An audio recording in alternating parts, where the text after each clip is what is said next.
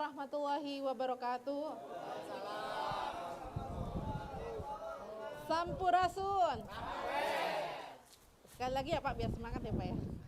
Sampurasun. Baik, terima kasih. Tadi sudah kenalan ya Bapak-Bapak ya dan Ibu. Saya Ibu Lutfi.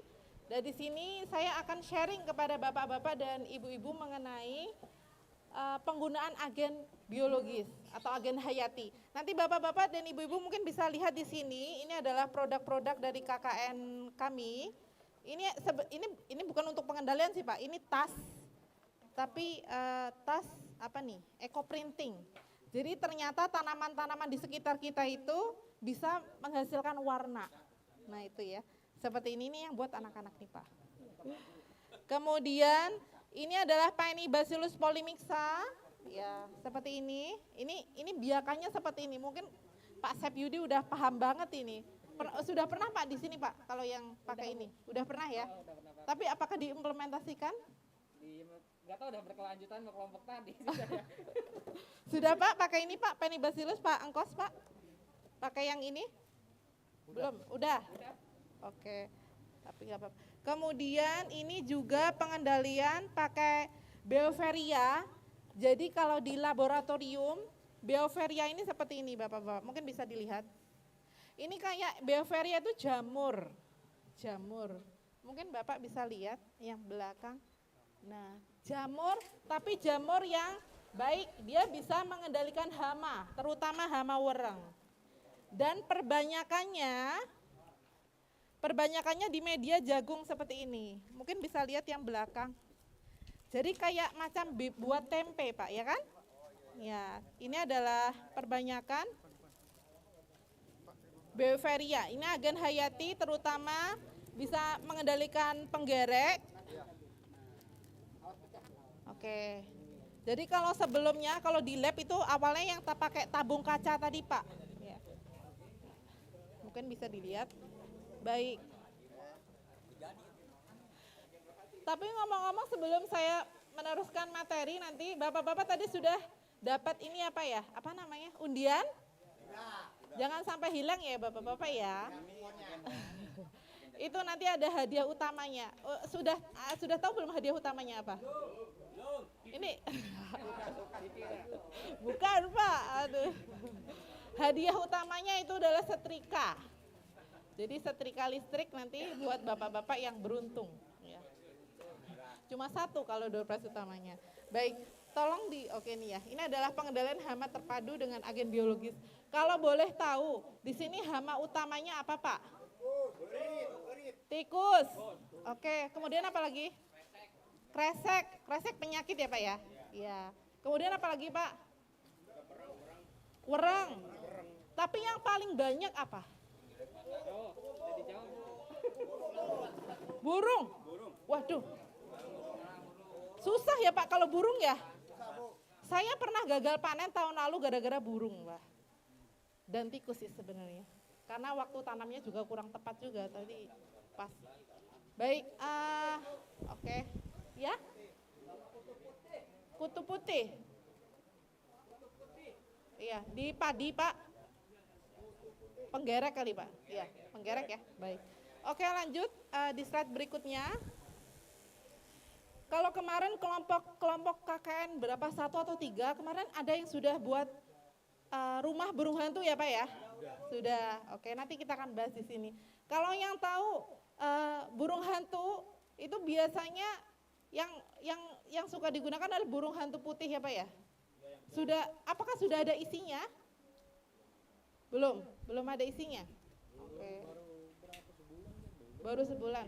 Karena 2 tahun berturut-turut kemarin Pak, pengabdian masyarakat saya itu adalah mengenai ini apa namanya burung hantu Tito alba untuk mengendalikan tikus dan alhamdulillahnya burung tersebut itu datang sendiri ternyata. Jadi burung itu banyaknya kalau di sini di mana ya Pak ya? Di Saung, Di Saung. Ada ya sebenarnya ya? Sebenarnya udah ada. Dan banyaknya juga ada di masjid itu, di atas masjid itu biasanya ada. Baik, di slide selanjutnya. Slide-nya mana ini? Ayo. Nah ini hama di lapangan yang bapak-bapak tadi sebutkan. Yang paling nyebelin yang mana Pak? Tikus ya Pak ya, tikus. Kupu-kupu malam. Wah, ternyata ada kupu-kupu malam. Kupu-kupu malam itu biasanya disebutnya apa Pak? Disebutnya ngengat ya Pak ya. Nah ini ya. Ini hama ini agak susah dikendalikan ya Pak ya. Dia ulatnya ada di mana kira-kira Pak? Ya, di batang.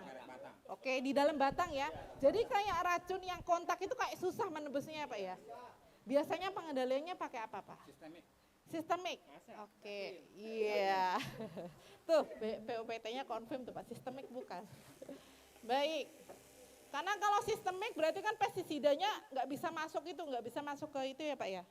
Tanaman. Kalau yang namanya pestisida kan ada racun kontak.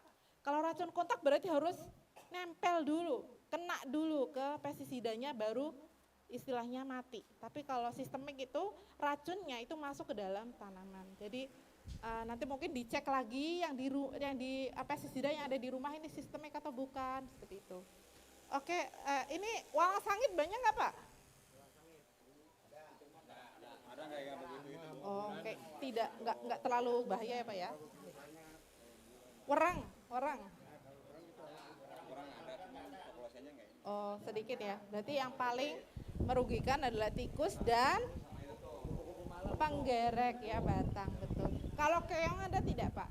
Yang ada, cuman nggak Oke. mengkhawatirkan. Tapi kalau keong mudah ya Pak ya dikendalikan ya Pak ya? Banget yang mau. Tinggal diambilin dikasih ke siapa Pak? Oh diobat aja? Oh ada obatnya? Tapi coba saya tanya Bapak-Bapak, kalau misalnya dikit-dikit obat, kira-kira efeknya ada tidak Pak? Ada, pasti ada ya. Hamanya nanti jadi tahan, resisten. Wih, hebat. Keren banget nih, boleh nih saya kasih sesuatu nih Pak, biar semangat ya Pak ya. Biar nambah semangat, biar aktif, saya kasih sesuatu Pak nih. Baik, tepuk tangan dulu Pak. Tenang, masih banyak yang lain Bapak-bapak ya. Berarti nanti yang udah, berarti nggak dapat lagi ya. Oke, kemudian sampai mana tadi ya terakhir? Jadi saya lupa. Resisten, namanya jadi resisten. Coba kalau saya tanya Bapak-bapak, ketika Bapak-bapak nyemprot, ada nggak yang gatal-gatal tangannya? Terus tiba-tiba matanya kedip-kedip. Ada? Ada yang apa lagi kira-kira gejalanya Pak? Petani sering nyemprot nih. Gimana? Panas, tangannya panas. Ya, pusing, mual. Oke, ternyata kita juga mabok ya Pak ya. Kalau nyemprot kira-kira yang digunain sukanya apa Pak? Pakai nggak pakai baju? Atau pakai yang pendek? Panjang ya, alhamdulillah kalau pakai panjang. Pakai kacamata, bagus Pak. Apalagi pakai masker. Oke. Ya. Karena ketika kita menyemprotkan pestisida ke lapangan, ternyata dampaknya itu tidak hanya ke hama saja. Ternyata kita juga kena dan kita tidak menyadari itu. Tiba-tiba panas, tiba-tiba kedip-kedip, tiba-tiba. Ngerokok boleh nggak? Oh boleh. Enggak, kalau kita lagi nyepleng Oh, gitu. kira-kira gimana? Kalau nyemprot sambil ngerokok boleh apa tidak kira-kira? Ada resiko tidak kalau pestisida tersebut masuk ke dalam tubuh? Ada kan ya? Kalau saya tanya lagi, bapak-bapak habis nyemprot langsung mandi, apa ke warung dulu atau kemana ngudut dulu? Yakin mandi? Atau langsung nganter anak dulu atau cucu? Nah, itu juga penting yang harus diperhatikan ya bapak-bapak ya. Jadi gimana sih? Ketika misalnya kita mau nyemprot pestisida itu harus pakai apa? Ada nggak yang masih dikobok? Ada aja. Ya kan? Hal-hal tersebut yang harusnya kita hindari ya Pak ya. Karena itu adalah mempunyai efek yang tidak baik untuk kita. Dan bahkan banyak efeknya adalah kanker Bapak. Jadi penyemprotan pestisida itu pestisidanya itu masuk ke dalam tubuh kita dan menyebabkan kanker. Tidak hanya petani yang nyemprot, ternyata kalau kita pulang ke rumah, ketemu sama anak, ketemu sama istri, ketemu sama cucu, nah itu juga bisa kena dampaknya habis bapak nyemprot tadi. Bisa kena dampaknya Pak, jadi pestisidanya ikut terbawa, mungkin tertelan, mungkin kena tangannya dan lain-lain, dan apalagi yang namanya mungkin penyemprotan pestisida kan berulang kali. Nah itu kan dampaknya tidak baik ya Pak. Jadi kira-kira sekarang bapak-bapak sudah ada gambaran ya Pak ya, ketika mau menyiapkan pestisida, penyemprotan itu harus pakai baju apa, nanti akan dipraktikkan oleh adik-adik mahasiswa. Dan ketika pulang ke rumah, saya harus cuci tangan dulu, ganti baju dan lain sebagainya, sehingga kita ketemu dengan orang di rumah itu dalam keadaan bersih. Seperti itu ya bapak-bapak ya. Baik, lanjut. Nah ini adalah Paenibacillus polymixa dan penyakit belas yang sebelah kanannya ya. Ada yang tahu ini penyebabnya apa? Apakah jamur, apakah bakteri? Kalau Paenibacillus? Bakteri, ya betul Bapak. Aduh Bapak siapa, kayak paham banget. Bapak siapa? Pak Ishak Abdul Razak. Pak Ishak Abdul Razak, oke betul ya, ini bakteri. Yang Paenibacillus itu tadi yang Bapak-bapak ini, mana tadi ya, ini Paenibacillus polymixa. Kalau di laboratorium bentuknya kayak gini Pak, kayak bentuknya benyek-benyek, tapi ini bagus. Bagaimana cara perbanyakan skala petani? Nggak mungkin pakai media atau pakai bahan yang seperti ini ya Pak ya, tetapi nanti kita perbanyak menggunakan ini alatnya, dan juga medianya nanti air kentang, rebusan kentang, atau mungkin rebusan ubi jalar. Jadi kasarnya si bakteri ini dikasih makan dengan ada air kentang, air rebusan gula. Boleh Bapak sambil dilihat ya di leafletnya, ada di situ ya, Paenibacillus polymixa. Jadi ya itu ya. Kalau tidak salah ada 3, yaitu ada mengenai biosaka, Paenibacillus polymixa, dan mengenai pengendalian, yaitu serta cara buatnya. Jadi situ sudah ada. Oke lanjut. Lanjut, ini operatornya mana? Oke. Nih, ini juga penyakit belas yang ada di lapangan ya Pak ya. Suka ada bercak-bercak, bentuknya kayak belah ketupat juga Pak ya. Ya ini yang biang keroknya ini. Kalau penyakit belas di sini banyak nggak Pak kira-kira? Ada juga. Ada aja ya Pak ya. Pernah jamur juga. Kalau belas kira-kira kenapa? Jamur. Cendawan. Cendawan apa bakteri? Ayo. Cendawan apa bakteri? Ini menyebutnya jamur, Bu. Ya jamur ya. Oke. Saya ganti jamur. Baik. Yang pasti ini ya. Oke lanjut. Jadi mungkin nanti juga ini ya jangan sampai salah. Kalau misalnya kita harus sebenarnya langkah terakhir sih Pak menggunakan pestisida sintetik atau obat itu. Dan sebisa mungkin ya nggak boleh salah gitu. Misalnya penyakitnya jamur berarti kita harus belinya fungisida. Kalau misalnya bakteri berarti bakterisida gitu ya Pak. Nah ini mungkin bisa dilihat leafletnya Pak, ada leaflet Paenibacillus polymixa. Boleh saya ini ya, Paenibacillus polymixa mana? Boleh sambil dibuka di dalam itunya, di dalam tasnya Pak, ada leaflet ini. Ya yang gambarnya padi Pak, Paenibacillus polymixa. Nah ini bisa untuk mengendalikan hama kresek juga, kemudian belas juga. Nah ini alat dan bahannya Pak, ada jerigen, aerator yang aerator yang digunakan untuk akuarium. Ada botol plastik, nanti akan didemokan oleh mahasiswa ya Pak ya. Kemudian isolat Paenibacillus polymixa. Cuma untuk mendapatkan Paenibacillus polymixa ini, si Agen Hayati ini mungkin harus berkoordinasi dengan siapa ya? BBPOPT Pak Sepyudi. Iya Bu. Minta isolatnya ya. Iya biasanya petani melalui POPT ke BBPOPT. Oke, berarti bisa melalui surat ke BBPOPT dan bisa kita kembangbiakan di sini. ada gula pasir, minyak goreng, air bersih dan lain sebagainya nanti akan dipraktekkan. Jadi ini intinya adalah bahan-bahan untuk memberi makasih bakteri si Paenibacillus ini dan nanti bisa kita aplikasikan di lapangan. Oke, lanjut. Nah ini untuk aplikasi Paenibacillus polymixa itu satu tangki kira-kira berapa Pak? 16 liter ya Pak ya? Oke, 16 liter itu biasanya ditambahkan Paenibacillusnya sebanyak 125 sampai 200 ml. Berarti kira-kira gelas plastik. Jadi nanti kalau Paenibacillusnya udah ready di sini ditambahkan satu gelas per tangki ya. Aplikasi bisa 2 minggu sekali atau kurang lebih bisa 4 kali aplikasi dalam satu musim tanam ya, tergantung keparahan penyakit yang ada di lapangan, penyakit belasnya misalnya.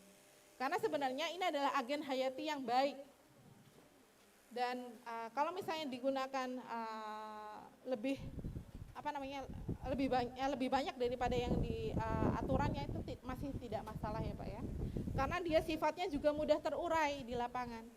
Sehingga aplikasinya juga diperlukan aplikasi yang berulang. Kadang kalau kena hujan banget, udah ada deh agen hayatinya kadang hilang. Kadang seperti itu. Karena kan kita tidak tahu yang terjadi di lapangan ya. Atau misalnya kalau panas banget, jadi disiasatinya misalnya kalau nyemprot agen hayati biasanya sore hari ya? Kalau di sini ya, sore hari ya. Oke, karena kalau pagi hari nanti masih melewati siang.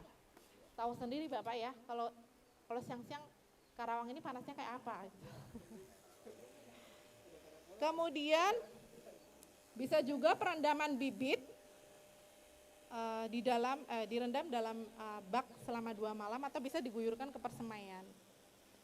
Oke, kemudian ini saya mendapatkan info dari petani di Lemah Abang bahwa ini Paenibacillus polymixa ini juga bisa diaplikasikan ke tanaman sayuran untuk mengendalikan tanaman sayuran seperti kacang panjang. Dan kalau misalnya Paenibacillus polymixa nanti sudah jadi, karena ini aerator itu harus nyala, ini aeratornya harus nyala selama kurang lebih 14 hari ya Pak ya. 14 hari dan kalau udah jadi ini bisa tahan selama 3 bulan. Jadi nanti tinggal pakai ini terus gitu. Kalau udah 14 hari boleh dimatikan. Oke lanjut. Nah ini pernah lihat tidak bapak-bapak ini ada hama yang kena jamuran? Pernah nggak sih? Mungkin pernah ya, ada beberapa bapak yang pernah. Kayak jamur oncom, tapi warnanya biasanya kalau nggak putih itu biasanya hijau. Kalau putih ini adalah Beoveria biasanya. Kalau hijau itu Metarhizium. Jadi ini tadi agen hayati ini tadi yang dikembangbiakan dalam media jagung yang saya perlihatkan ke bapak-bapak nantinya.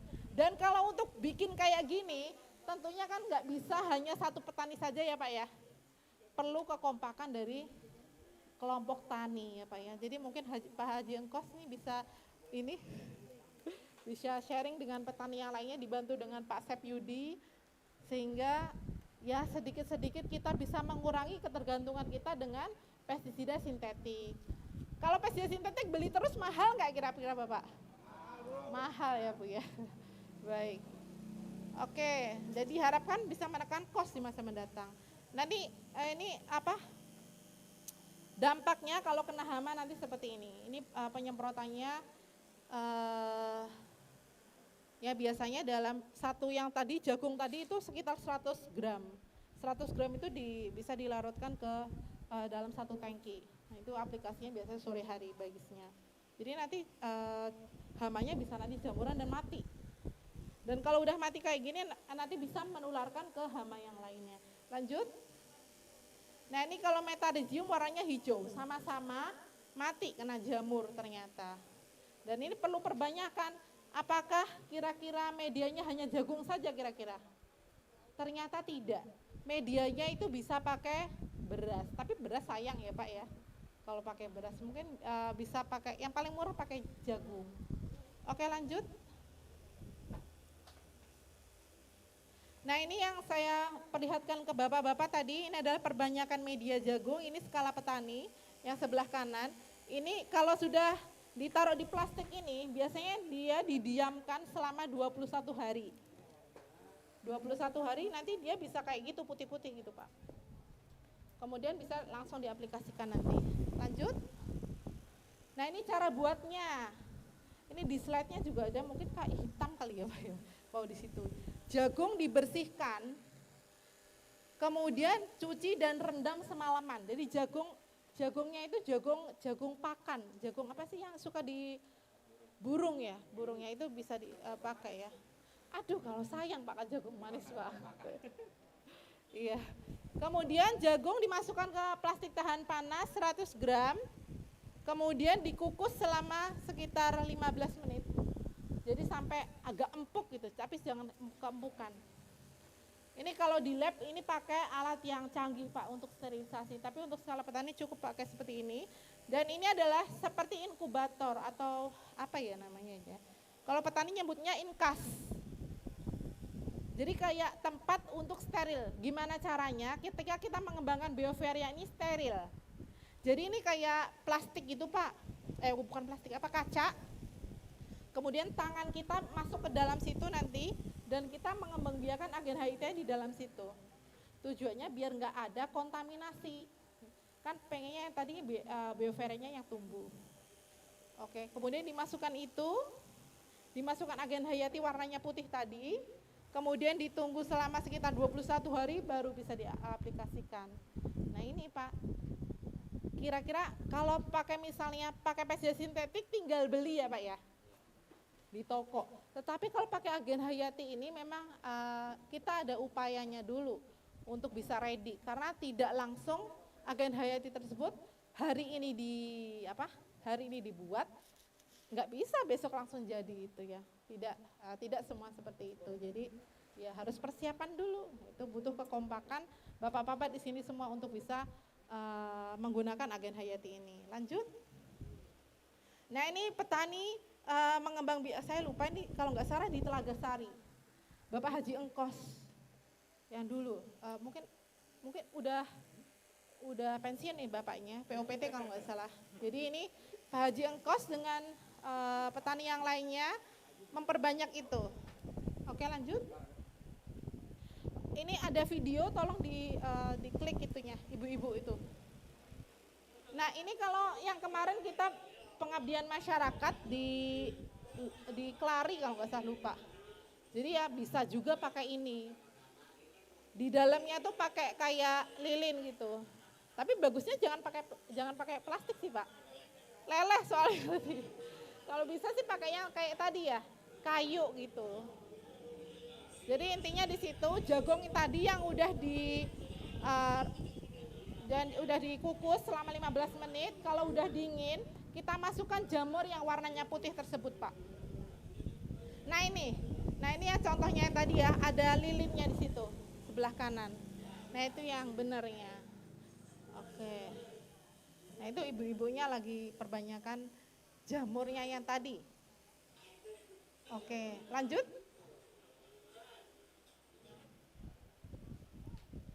Nah ini tikus. Ganti sekarang topiknya, tikus. Siapa di rumah yang ada tikusnya? Ada aja di rumah, ada aja. Ada ya Pak? Ternyata yang nyebelin itu nggak hanya tikus apa namanya? Tikus sawah. Ternyata ada tikus got. Mungkin ada curut. Tapi curut beda Pak. Kalau curut itu biasanya apanya yang panjang? Moncongnya panjang. Ya, itu ada juga ya Pak.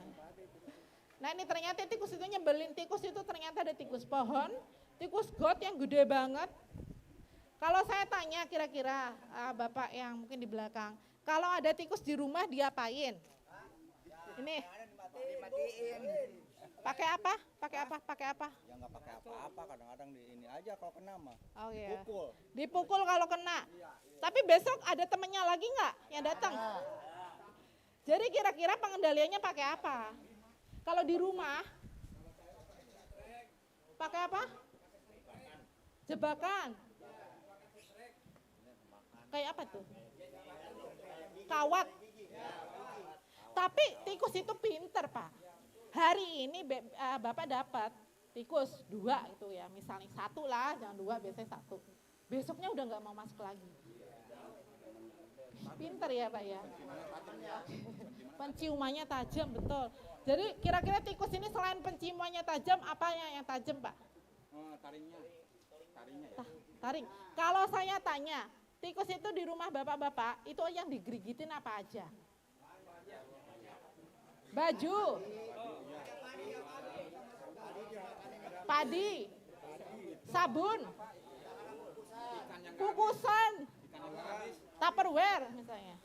Kalau saya tanya kabel, kalau saya tanya, kenapa tikus itu kok kayak gitu? Kadang nggak dimakan, tapi dia acak-acak sama dia. Ada yang tahu kenapa Pak?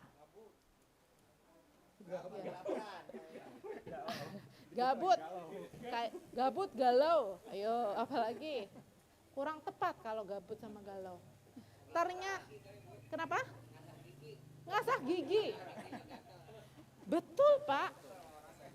Ternyata setiap hari gigi tikus itu tumbuh. Jadi dia perlu mengerat untuk bisa giginya itu ukurannya normal. Jadi memang seperti itu, namanya juga pengerat. Ya Pak ya. Oke. Nah ini tikus-tikus, macam tikus yang nyebelin. Oke lanjut. Nah ini ternyata, oh itu rangka tikus sama tikusnya. Bukan Pak, itu tikus Pak. Kalau misalnya tikusnya segede tangan saya nih, segede gini, lubangnya segini, kira-kira bisa masuk nggak kira-kira? Kenapa Pak kalau bisa masuk? Dia mau ngedungkur, Bu. Lentur, betul Pak. Jadi fakta uniknya tikus ini, ketika kepalanya masuk, badannya otomatis masuk. Jangankan, apalagi jangankan kayak gitu Pak, tikus itu juga unik ya, saking joroknya gitu ya. Bisa keluar masuk lewat kloset mungkin, atau toilet. Ada yang pernah tahu itu, pernah punya pengalaman? Ada yang seperti itu ya Pak ya. Dia itu nggak hanya penciumannya yang tajam, nggak hanya terus apa lagi? Ternyata dia juga mempunyai kemampuan untuk menyelam, ya Pak ya, menyelam. Oke, dia pemakan segala dan ingatannya sangat baik. Oh nanti Pak, ada di setelah ini, nanti kita akan belajar. Banyak ternyata anakannya. Makanya kalau kita mengendalikan, kadang ada yang bilang misalnya jangan dikendaliin tikus pamali atau apa gitu ya Pak ya. Nanti kalau kita matiin, ada daerah-daerah tertentu yang masih kayak gitu Pak. Ada di sini juga Bu. Oh di sini juga Pak. Nanti kita kuak ya Pak. Jadi tikus itu ya harus kita kendalikan. Salah satunya pakai yang Tito Alba itu. Kalau di sini ada pakai TBS juga Pak atau tidak? TBS ada, cuman yang pakai seng Bu. Oh pakai seng. Oke nanti kita bahas ya. Oke lanjut. Nah ini kemampuan tikus. Ternyata dia bisa menggali, bisa memanjat, bisa melompat, mengerat tadi ya, mengerat giginya, berenang juga. Dan ternyata dari semua indera ini, ternyata yang kurang berkembang adalah indera penglihatannya. Sepakat nggak kita kira Pak? Kalau tikus itu lewat, biasanya lewat pinggir atau lewat tengah biasanya? Lewat pinggir, ya. Karena mereka matanya itu tidak berkembang dengan baik, sehingga dia butuh apa? Ya ada jalurnya sendiri, jalurnya di pinggir-pinggir gitu Pak, biar dia itu nempel. Dan kalau misalnya tikus itu di tengah itu cuma untuk biasanya nyebrang dan lain-lain ya. Baik, dan perasaannya juga bagus. Lanjut. Nah ini kenapa tadi tikus itu berkembang biaknya banyak sekali. Ini ketika ini dewasa si tikusnya, jantan dan betina kawin. Habis itu dia bisa ya dia biasanya masa buntingnya hanya sekitar 3 minggu. Ya. Ya sekitar itu 3 sampai 12 peranakannya. Kemudian kalau dan uniknya di tikus itu betinanya dia kuat banget Pak. Yang namanya istilahnya postpartum oestrus ya Pak. Jadi setelah 24 sampai 48 jam, sekitar 2 hari ya, 2 hari setelah melahirkan, dia bisa kawin lagi. Habis kawin lagi, bunting lagi. Buntingnya 3 minggu tadi. Ya gitu terus. Dan setiap bunting itu anakannya bisa 12. Bayangkan itu Pak. Betapa pentingnya pengendalian di awal musim tanam. Sering pakai apa? Kalau di awal musim tanam pakai apa Pak? Gropiokan ya Pak, ya betul. Itu gropiokan itu penting sekali. untuk ini mengurangi populasi di musim tanam selanjutnya. Kalau gropiokan paling banyak dapat berapa Pak Sepyudi? Biasanya di atas 100 ya Pak. Di atas 100. Bayangkan kalau 100 itu beranak semua, 100 kali misalnya berapa tadi? 12 tuh udah berapa tuh? Tinggal ngitungin, belum lagi anaknya nanti kawin lagi kan, jadi banyak banget. Jadi dalam generasi, dalam satu musim tanam kan kira-kira 4 bulanan ya Pak ya. Itu dari 1 ekor saja bisa sampai 80 ekor. Jadi bayangkan kalau tidak dikendalikan sebanyak apa tikus di lahan gitu ya. Baik, langsung lanjut. Nah ini jejak-jejak tikus yang ada di lahan. Oke lanjut. Nah ini TBS. TBS ini adalah trap barrier system. Jadi kalau dalam TBS ini itu bentuknya kotak. Ya. Bentuknya kotak. Komponen utamanya adalah tanaman perangkap. Jadi kita menanam tanaman ini yang di dalam kotak ini biasanya 3 minggu lebih awal dari sekelilingnya. Ini bisa dilihat di gambar ini Pak ya, kan nggak ada padi ya. Fungsinya apa? Fungsinya biar tikus dari berbagai penjuru di lahan tersebut nanti masuk tertarik ke sini karena kan udah ada tanaman duluan ya Pak ya. Dan kemudian di situ nggak hanya ada tanaman aja, ternyata ada pagar plastik dan ada bubunya, ada bubu. Jadi di sini itu ada bubu-bubu yang dipasang. Di sekeliling TBS harus ada parit. Kalau nggak ada parit, tikus kan tadi gampang mengerat, ini gampang jebol nanti Pak. Jadi harus ada paritnya, kemudian ada bagian yang tidak ada airnya. Jadi kayak kita, si tikus itu diarahkan untuk masuk ke dalam perangkap yang sudah kita sediakan di sini Pak. Nah itu adalah prinsipnya, jadi dalam TBS harus ada tanaman padi yang ditanam 3 minggu lebih awal, pagar plastiknya, dan pagar plastiknya harus tegang. Kalau tidak tegang kan gampang nanti diloncatin ya tikus. Dan bubunya harus kayak gini. Dan harus ada paritnya. Diingat-ingat ya Pak ya. Barangkali nanti keluar ya. Keluar apa lagi? Keluar uji ya, keluar door prize ya Pak. Oke. Lanjut Pak. Oke. Ini adalah bubunya. Ya udah sering mungkin ya lihat bubu ya Pak.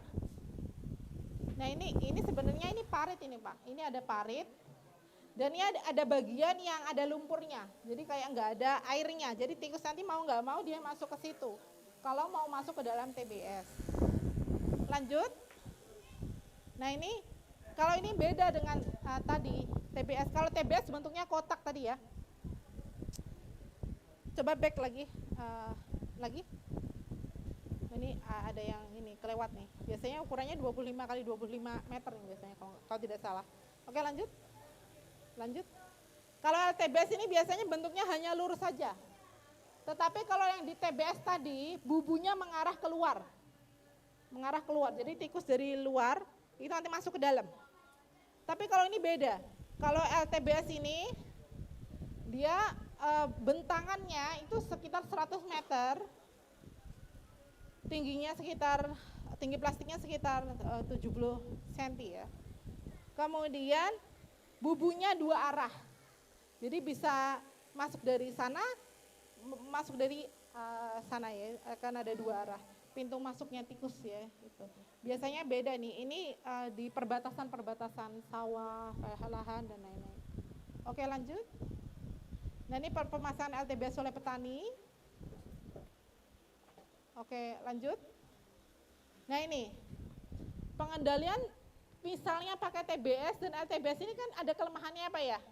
Kira-kira Apa yang menyebabkan petani enggan menggunakan TBS kira-kira Pak? Plastiknya jebol. Oke. Kalau jebol kira-kira apakah di sekelilingnya ada paritnya Pak? Ada ya. Kemudian kalau jebol itu dia biasanya masuk dulu kan ya Pak ya ininya. Nyelam ya Pak ya. Oke. Jadi dirasa pengendalian pakai TBS kurang diminati ya Pak. Jadi kalau pakai tikus selain gropiokan pakai apa Pak? Obat. Obatnya pakai? Belerang pernah? Gropiokan? Oli bekas. Oh, ditaruh di sarangnya. Oh, campurin umpan. Oke. Ya mungkin itu bisa juga, tapi sepertinya tidak banyak kayak Pak yang tertangkap ya, tidak mati. Oke, lanjut. Sebentar. Jadi ini harus memang sebentar. Ini harus diperiksa ini setiap hari ya. Apakah misalnya kendor atau tidak. Kalau kendor nanti kan otomatis si tikusnya gampang untuk memanjat. Berlubang atau tidak. Pastikan paritnya terisi air. Tapi kadang susah juga ya Pak, apalagi airnya gimana Pak? Aman Pak di sini airnya Pak? Banyak ya Pak? Alhamdulillah aman. Dan baiknya itu tidak boleh ada rumput-rumputan atau gulma-gulmaan yang ada di sekitar TBS dan TBS atau di sekitar parit. Kalau ada nanti kan gampang tikusnya, ya. Oke, lanjut. Nah, ini gropiokan. Ini ada videonya nggak ya? Ini biasanya kalau gropiokan pakai belerang juga, Pak? Pakai nggak, Pak? Ada bantuan lah, Bu. Gimana? Kalau ada bantuan dari kita mau pakai. Oh, iya. Kadang tuh gitu ya. Kadang tuh repot juga ya kalau nggak pakai belerang. Karena kalau pakai belerang kan ditaruhnya di lubang satunya, lubang satunya ditutup kan ya Pak? Impos gitu sampai dia nggak bisa nafas. Iya. Akhirnya dia nyari jalan keluar, kemudian kita gebuk-gebukin. Lanjut. Nah, ini ada video juga, tolong di ini.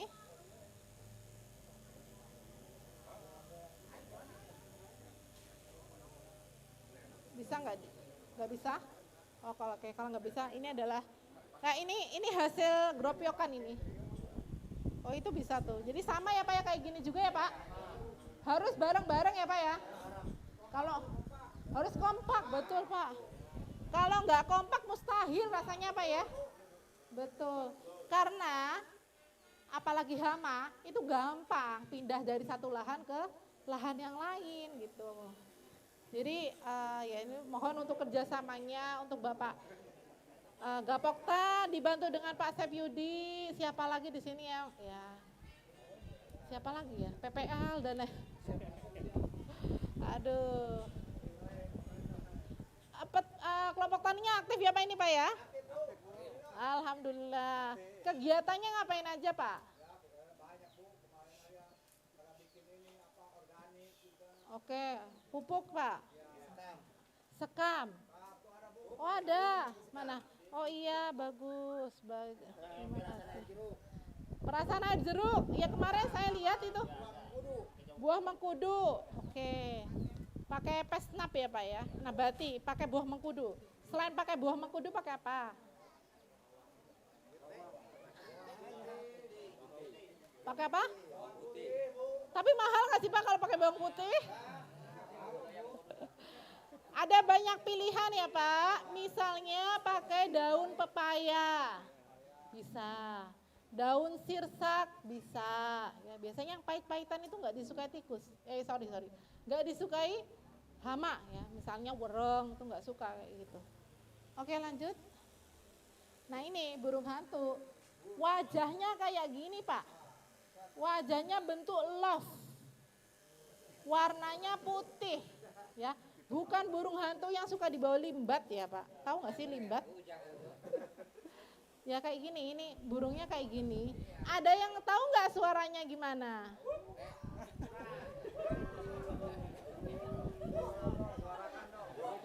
Gimana? Wuk anjing Pak. Mungkin kalau kita dengar suaranya kan mengindikasikan bahwa dia ada di sekitar kita ya. Nanti saya ada videonya bagaimana si burung hantu ini ada suaranya. Ada yang tahu kira-kira gimana suaranya? Wuk wuk wuk gitu ya. Pernah punya? Dikasih makan apa, Pak? Wah. Tapi dipelihara di rumah atau gimana? Oh, di sini. Oh, enggak. Oke, jadi begini Pak. Terkadang kalau kita bawa burung hantu dari satu tempat ke tempat lain, namanya juga makhluk hidup. Pindah tempat kadang stres, ya Pak ya. Jadi kadang dia itu juga perlu adaptasi gitu. Jadi apalagi kita sekarang udah punya rubuha ya Pak, di desa mana ya? Desa Kutampel. Kutampel juga ya kemarin ya. Tapi di kelompok tani lain ya Pak ya. Ya itu nanti mungkin bisa diupayakan atau gimana, kalau ada ya bisa diadaptasikan di situ gitu Pak. Oke, dan untuk awal-awal biasanya kalau misalnya kita ambil dari penangkaran, awal-awal memang kita kasih tikus dulu gitu. Biar dia setidaknya nyaman dulu di rumah barunya. Baru nanti dia akan mau ya mengendalikan di lapangan. Nah ini wajahnya kayak gini, Tito Alba putih. Dia aktifnya pada siang hari, malam hari, atau pagi hari kira-kira? Malam hari, betul ya Pak. Siang tidur. Nih, oke, dia kawas berburunya ini ya, bisa sampai jauh sekali. Lanjut. Nah dia biasanya ini ya, ini apa nih? Ini dia telurnya, telur burung hantu. Dia bisa dalam satu malam itu bisa sampai mengkonsumsi rata-rata misalnya bisa 9 Pak, kalau yang dewasa 9 tikus, bahkan bisa lebih. Ini kalau di dalam rubuhannya seperti itu, nanti akan ada videonya yang lebih jelas lagi. Lanjut. Nah ini di berbagai tempatnya, pagupan, tingginya kira-kira berapa Pak? Kalau misalnya bikin sendiri dari misalnya dari cor-coran ya biasanya ya. Tingginya berapa kira-kira? 4 meter, betul, 4 sampai 5. Ya, tapi biasanya mungkin 4 ya yang banyak kan ya. Tapi kalau kemarin ditaruhnya di ini ya Pak ya, pohon ya Pak ya, di pohon. Kalau ditaruhnya di pohon biasanya sih ya menekan biaya. Cuma kadang ada agak kekurangannya ya. Kalau kekurangannya mungkin apa ya kira-kira? Kalau misalnya pohonnya nanti rimbun atau gimana, agak susah masuknya si burung hantu itu kalau memantau itu dari rumah burung hantunya. Jadi kalau misalnya dia di tengah-tengah lahan kan gampang memantaunya. Cuma nanti kalau ketutupan dahan ya itu harusnya mungkin dahan-dahannya juga harus dilihat lagi, diperhatikan. Lanjut. Nah ini penangkaran burung hantu ini kayak video juga nggak sih? Coba. Ini di kecamatan, nggak tahu ya sekarang masih ada apa enggak? Di Mekarsari, masih ada nggak Pak? Masih ada ya? Di Pasir Mulia, Kecamatan Majalaya ada penangkarannya. Bentuknya kayak gini nih Pak, kayak sarang apa nih? Sarang raksasa ya sebelah sana. Aviari. Ya, ini saya kurang tahu juga apakah nanti kalau misalnya bisa minta ada di sini atau gimana, boleh nggak kira-kira? Burung hantunya misalnya minta atau apa gitu. Paling harus kunjungan ke Bapeptanya. Oh ya, kunjungan. Kayak mungkin bisa belajar rame-rame ke sana. Kelompok tani misalnya didampingi dengan POPT dan PPL misalnya ya. Oke, bisa diaplikasikan nanti. Kita juga pernah ke sini kemarin. Oke, lanjut. Nah, ini yang tadi Pak, ada leafletnya lagi di situ, mungkin bisa dibuka Bapak-bapak. Tito Alba. Saya mau nunjukin gambarnya aja sih sebenarnya. Mana ya Tito Alba ya? Oke, nanti saya juga nanti bawa buku Pak yang berminat.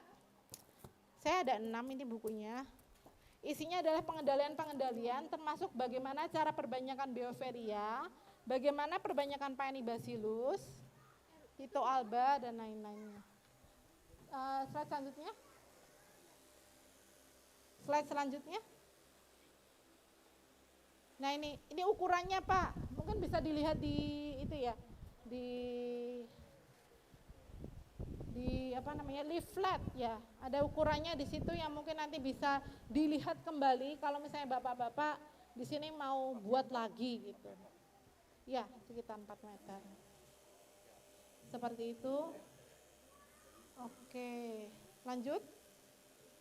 Nah, ini yang tahun kapan ini ya? Oke, bukan kemarin deh. 2 tahun yang lalu kayaknya. Ini di Lemah Habang. Di Lemah Habang ini saya dengan mahasiswa, ada nggak? Ya, ada ya. Nah, ini buat rumah burung hantu juga. Nah, ini yang di bawah ini adalah burung hantunya. Volumenya tolong digedekan ya, digedein ya. Habis ini ada video. Nah, ini yang tahun lalu banget ini. Oke ya. Ini yang tahun lalu. Ini di mana ya? Di Desa Sumberjaya. Desa Sumberjaya, Kecamatan Tempuran. Mungkin bapak-bapak bisa lihat kali ya. Itu rumah burung hantunya sebelah sana. Ada tulisan Unsikanya. Nah, itu kebetulan ini disorot oleh teman-teman fotografer di sini, alumni dari Unsika juga. Nanti akan dibuatkan video ya Pak ya. Nanti akan saya share ke bapak-bapak. Nanti akan saya kirimkan ke kelompok tani biar lihat nih. Oh ya, kemarin saya ada fotonya gitu. Oke, lanjut. Nah, ini mari kita dengarkan suara Tito Alba.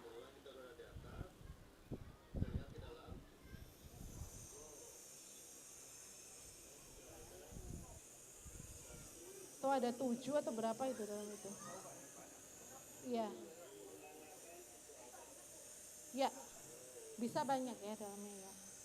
Dan alhamdulillah 2 tahun lalu saya KKN dan pengabdian masyarakat di Kecamatan Lemah Habang itu belum ada rubuha sama sekali. Saya di situ pionir untuk buat rumah burung hantu untuk pengendalian hama tikus.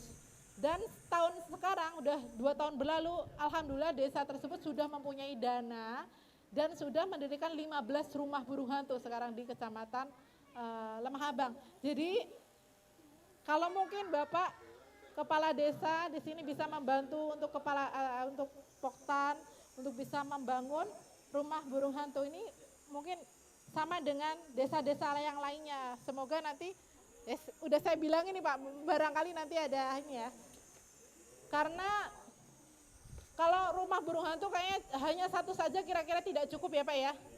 Jadi perlu memang di sini ada campur tangan dari pihak desa sehingga nanti bisa mungkin kebutuhan Bapak Ibu di sini untuk pengendalian tikus bisa diakomodir. Oke. Dan untuk sebagai info untuk pembuatan satu rumah burung hantu ini, kalau untuk dicor itu pengeluarannya sekitar 1.500.000. Kira-kira seperti itu. Jadi barangkali nanti mungkin bisa dianggarkan. Minta tolong juga bantuannya untuk Pak Sepyudi dan PPL dan lain-lainnya. Barangkali itu bisa menyampaikan aspirasi petani sehingga mungkin tahun depannya lagi ada anggarannya dan rumah burung hantunya nanti makin banyak dan Bapak petani di sini yang nanti menuai hasilnya. Amin. Oke, kayaknya udah selesai ya saya. Ya, sudah ya kayaknya. Oke, baik. Mungkin itu saja yang saya sampaikan. Saya ucapkan terima kasih. Saya kembalikan ke MC.